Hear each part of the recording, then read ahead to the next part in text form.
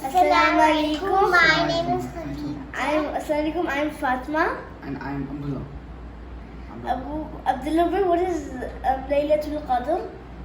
Laylatul Qadr is the night of power, and as Allah subhanahu wa ta'ala says in the Quran, Inna anzalnahu fi Laylatul Qadr. And indeed we have seen this Quran in the night of power. وَمَا دَرَاكَ مَا لَيْلَةُ الْقَدْرِ. And what is the night of power? Laylatul Qadr خَيْرًا مِنْ أَلْفِ شَهْرٍ. That this night of power is better than 1,000 months. تنزل الملائكة والروح فيها بإذن ربهم من كل أمر سلام هي حتى مطلع الفجر. And the Ruh or Jibreel alayhi salam and the angels, they go down to the earth during this night, and peace stays in this night until Fajr time comes.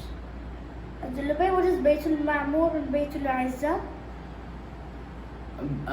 Baytul Izza is, you can say an honored location. Bayt Ma'mur is the Kaaba for the angels. I'll go to Bayt Ma'mur first. Bayt Ma'mur, 70,000 angels, they say this house in the seventh heaven, and some people say it's directly above the Kaaba in the seventh heaven. And daily 70,000 angels, they do tawaf around the Bayt Ma'mur. And like, because there are many angels and so much, we don't know how much, but many angels, that those 70,000, they don't get their turn again for the rest of their life, because how many angels there are.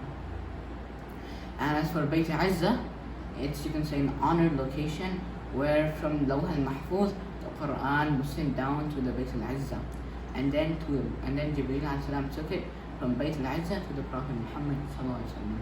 It's in the first heaven. Abu Bay, what is Qadr mean? Qadr, basically it means it's an estimation of honor and nearness.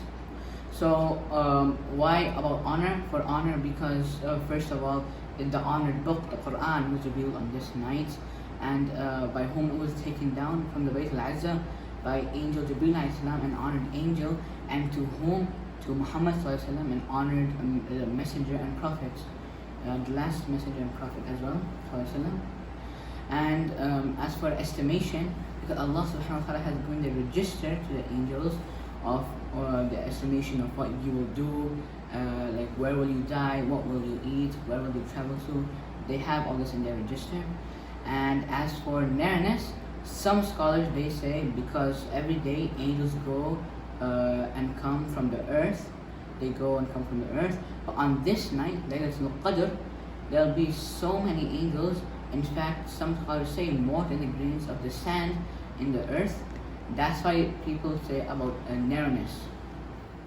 And Laylatul Qadr, like I said, is also known as the night of power.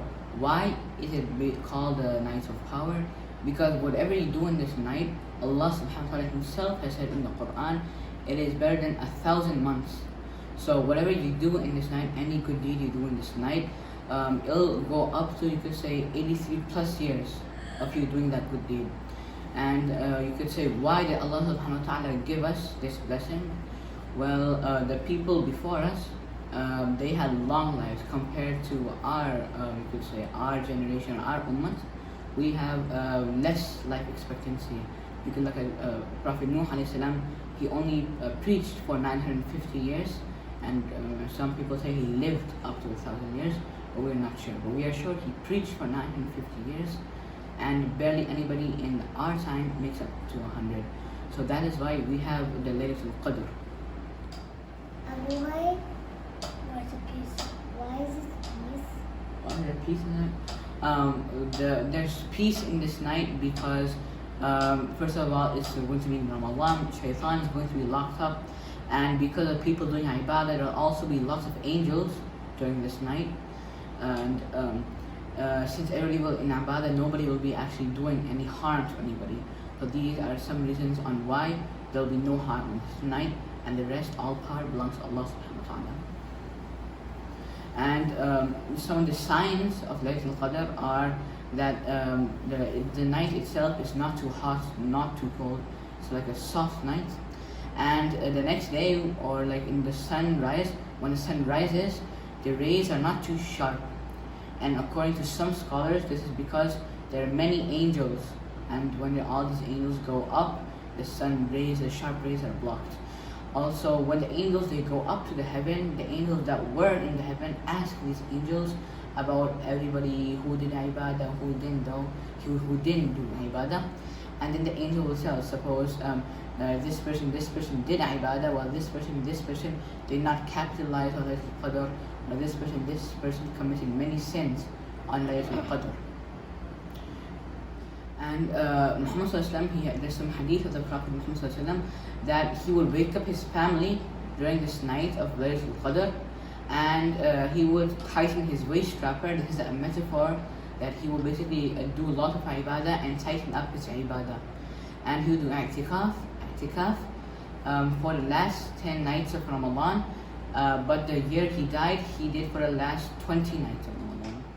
I will do a special dua for Laylatul Qadr. Okay, for Laylatul Qadr there is Allahumma innaka afuun tuhibbul afwa fa'fu anni, and this is a dua that Aisha radiallahu anha used to read. And there's actually a hadith as well which states that a person who does not capitalize or he does not take the goodness from Laylatul Qadr, he is depleted of all goodness. While a person who prays during this night, believing in Allah subhanahu wa ta'ala firmly and anticipating or also believing in the reward that Allah subhanahu wa ta'ala will give him, all his past sins will be forgiven by Allah subhanahu wa ta'ala. Assalamu alaikum wa rahmatullahi wa barakatuh. Assalamu alaikum wa rahmatullahi wa barakatuh. Assalamu alaikum.